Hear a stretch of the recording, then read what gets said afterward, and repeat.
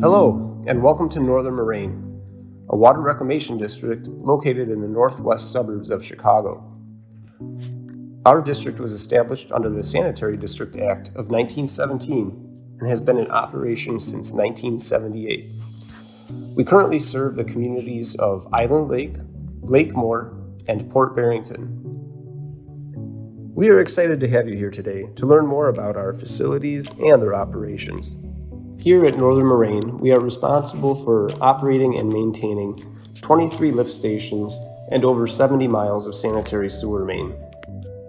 Sanitary sewers and lift stations have been added to our collection system over the years as the service area has expanded.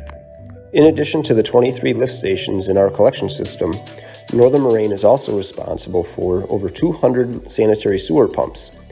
Each of these is located at a home in a low-pressure system that serves part of Port Barrington. The wastewater that enters our collection system then flows to our wastewater treatment facility. Hi, I'm Luke Marco, Superintendent here at Northern Moraine. I'm going to take you on a tour of our wastewater treatment facility. The facility is designed to treat a daily average flow of 2 million gallons per day and a daily maximum flow of 5 million gallons per day if needed. Currently, with the population in our service area, we treat about 1.2 million gallons on a daily average basis. I'm going to take you through several different steps in the wastewater treatment process, starting with screening, where we remove trash and other debris that's flowing into the facility via the waste stream. From there, we're going to move on to our secondary treatment, which consists of an oxidation ditch. After that, we go to secondary clarification, where we separate solids from liquids. There, our tour will branch off in two different directions, following the liquid stream and the solid stream. The liquid stream moves on for disinfection and final release into the environment, where the solid stream then goes on to digestion, dewatering, and then application in local farm fields.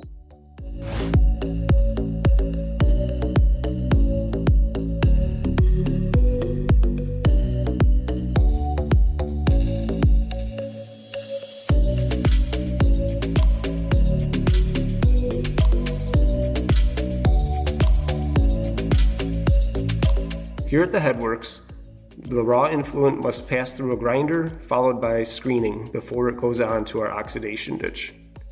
We have a JWC channel monster upstream of our lakeside Raptor rotating drum screen. We had some trouble with rags wrapping around the lower end of the drum screen.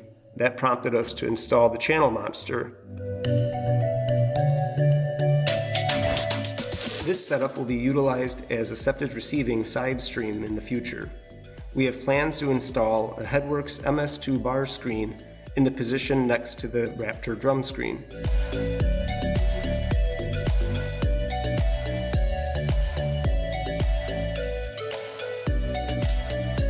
Having passed through screening, the raw wastewater then moves on to our raw pumping station, which is located in a dry well. We have 4 pumps, each capable of producing about 1200 GPM. This gives us about 6.9 MGD of pumping capacity. The 3 pumps that you see in the foreground are Ingersoll Dressler pumps that were installed in 1998. These pumps are beginning to show their age, and we are working towards phasing them out. You'll see that we have a newer pump here made by Grundfos. This pump differs from the others in that it is fully immersible in the event that we were to run into a flood situation in the dry well. This would allow us to maintain operations given a catastrophic situation.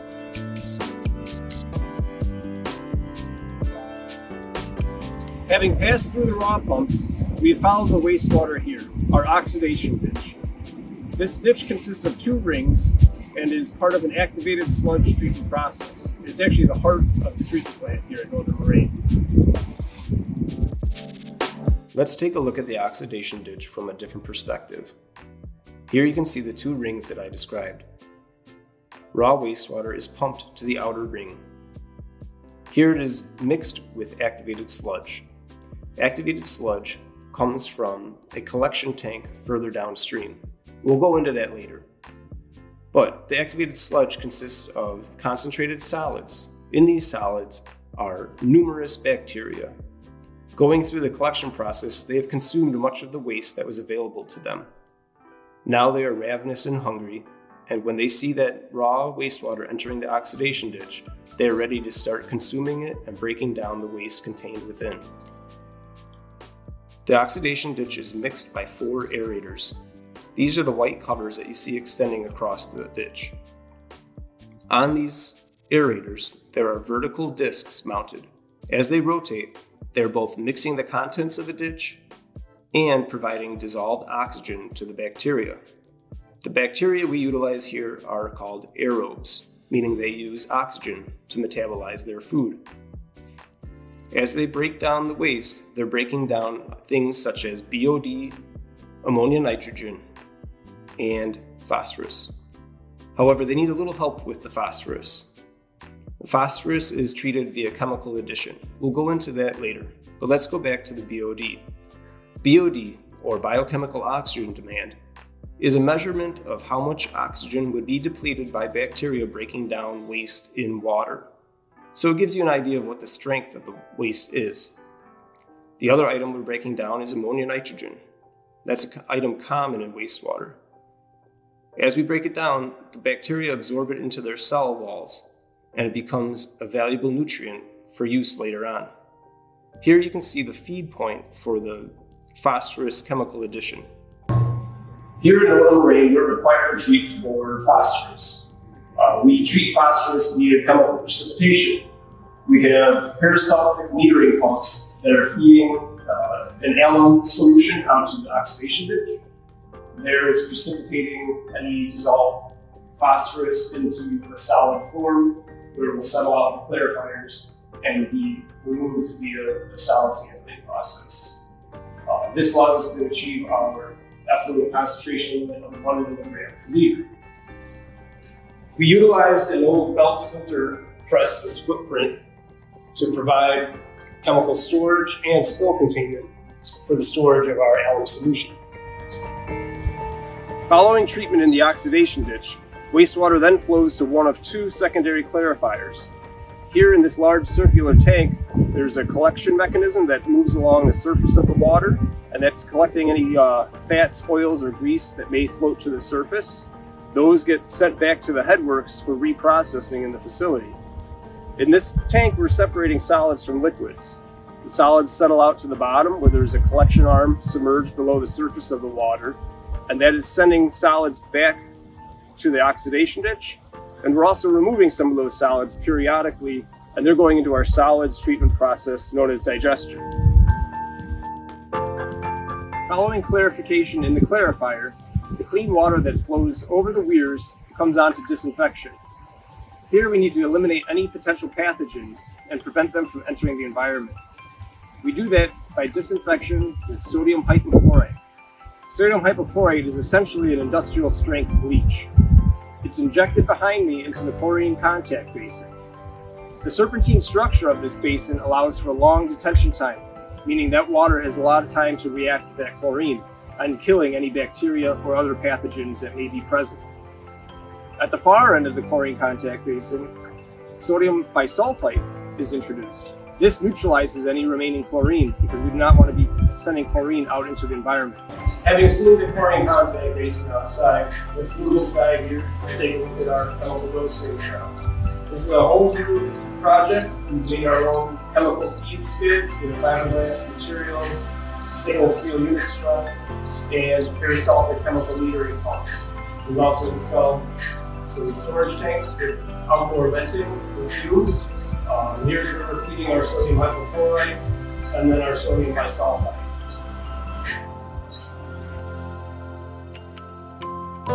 Having passed through the treatment process and disinfection, our water is now ready to be reintroduced to the environment. That happens at the Fox River. From the facility, it flows underground through a pipe where it rises at the riverbed. Here on the surface, you can see a slight change in the surface turbulence. That is where the outfall pipe discharges into the main stream of the Fox River. Our treated water is then allowed to intermingle with the flow of the river and be carried downstream. There's a good chance much of this water will go through a similar process yet again.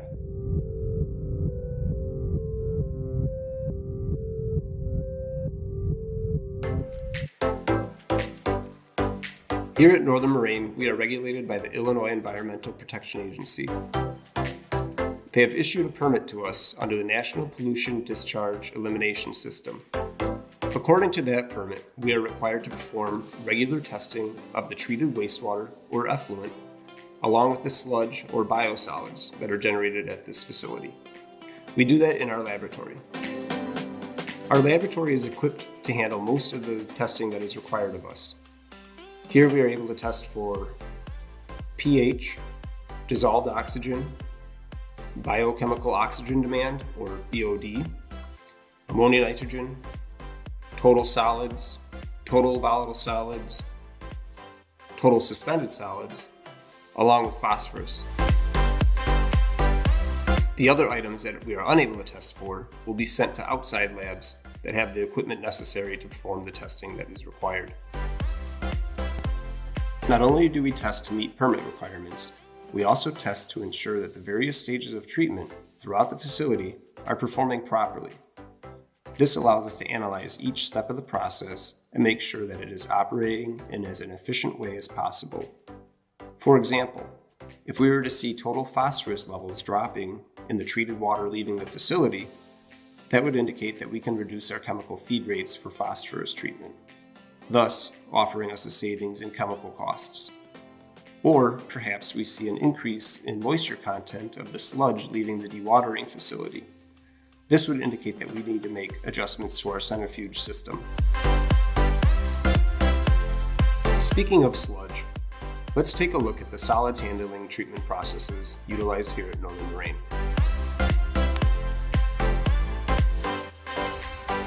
Following separation of liquids and solids in our secondary clarifiers, we move on to the solids handling process. A portion of those solids is constantly returned back to the oxidation ditch. Those solids contain a lot of bacteria that have actually consumed most of the waste in that sludge. At that point, they're ravenous and ready to be reintroduced to raw wastewater in the oxidation ditch. Now, if we continue that return process, eventually we're going to reach a point where we have an overabundance of solids in that system. We take care of that by wasting. Wasting consists of pumping a certain amount of sludge to our digesters. That's where we actually break down more of the solids via aerobic digestion. Aerobic digestion consists of sending those concentrated solids to the digesters where they are aerated with our fine bubble diffusers, and they're allowed to mix and aerate and allow the bacteria to break down volatile solids or organic solids. We have two digesters here. Each one holds about 550,000 gallons of sludge. And we have a detention time in between those two tanks of approximately 25 days. After those 25 days of incubating and cooking in the digesters, it moves on to our dewatering process. Having passed through the aerobic digestion process and the digesters outside, sludge then comes to our dewatering building. Here we're separating solids and liquids yet again. Behind me in the sludge piping is an inline grinder. That's our first defense against any large debris that might be suspended in the sludge. It's broken up so that it can pass through our pumps and not cause any damage to our centrifuge. Here we have one of our rotary load pumps. This is pumping the sludge from the digester up and through the piping. In the piping, it's introduced to polymer. The polymer is there to act as an enabler to separate solids and liquids prior to entry into the centrifuge. Upon entry into the centrifuge, it's spun at high speed. There, the sludge and water are pushed out to the drum walls. The water is allowed to flow out via gravity and back to the headworks. The sludge is then pushed out by a scroll or auger onto our sludge conveyance system, which then takes it outside. Historically, dewatered sludge leaving the centrifuge was conveyed inside. There it was loaded up with heavy equipment and manually relocated to the sludge storage stockpile. This was labor intensive and wasted many work hours. We've got new plans here to install a conveyor that will take the sludge directly from the dewatering building into our sludge storage bay. This will reduce many man hours that are spent, and the sludge will await hauling by our contracted haulers. Having passed through the dewatering process and achieved a level of 22% solids, our sludge ends up here, the sludge storage bay. It's been converted from an old sludge drying bed and is where we stockpile all of our sludge as it gets accumulated. We'll have this fill up and emptied twice a year, and we usually accumulate about 215 dry tons of sludge on an annual basis. Our sludge is considered Class B sludge, and we test it for heavy metals and fecal coliform levels to ensure that we are meeting EPA standards before it is used as an agricultural resource or fertilizer. You may have noticed that our sludge storage stockpile was empty. That's because all of the sludge contained within had been hauled here, a local area farm. Northern Moraine's contracted hauler loads the sludge up into semi-trailers, and one by one, each of these trailers deposits a load of sludge onto this farm field. Once all the sludge has been piled up, it is loaded into spreaders. These spreaders are towed by a tractor, and the tractor will move across the field and evenly distribute the sludge across the entire field surface. Why are we doing this with the sludge, you may ask? Well, that's because the sludge contains large quantities of phosphorus and nitrogen. These are two essential nutrients for plant growth. So not only do we benefit from having a place to dispose of our sludge, the farmer gets both nitrogen and phosphorus for his crop.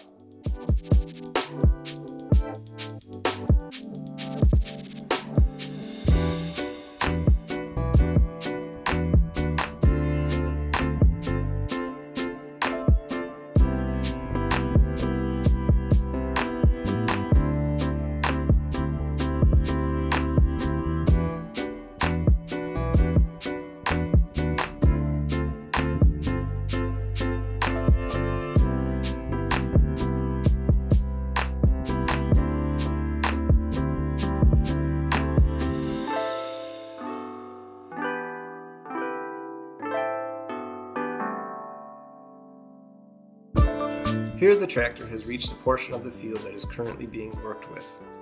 On the left, you can see the darker area where the sludge has already been applied, with the lighter area awaiting sludge on the right. The tractor slowly moves across the field to allow for even distribution of the sludge across the surface. Each of these hoppers is loaded up one by one, and the contents are then spread across the field. With a little luck, the farmer will have a rich and abundant crop following this year's planting.